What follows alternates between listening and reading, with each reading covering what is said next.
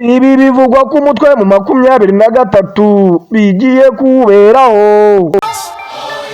Abakuru na bamwe bo muri M23 barijujutira ibintu byavuye mu mutwe wabo, bavuga ko ibi bintu ari ibintu bidasanzwe, aho ingabo zabo zabiyomoyeho zatwaye intwaro ziremereye. Ese mana yanjye, ibi ni ibiki muri kumwe na Ngabirano kuri kamera zanyu? Ese mwe muri kubibona gute? Aho M23 ifite ubwoba bicaye baraterana.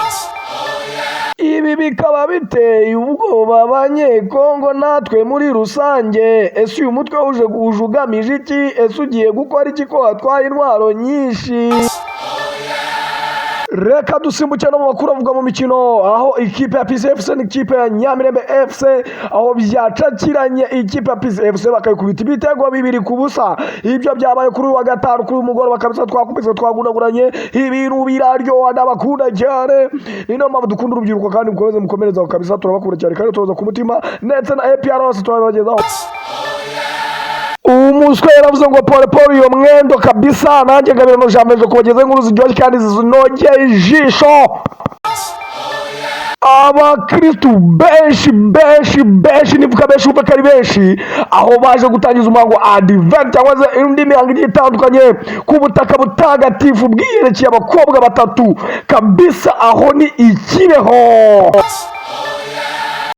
Nyabuneka ndagira mbibutsa ko turi mu gihe cya Advent, aho abaturage barenga 400,000 bari bateraniye Ikibeho bitegura umukiza cyangwa se Yezu Kristo ugiye kubavukira, dore ko buri gihe gito ngo tuvukire mu mitima yacu.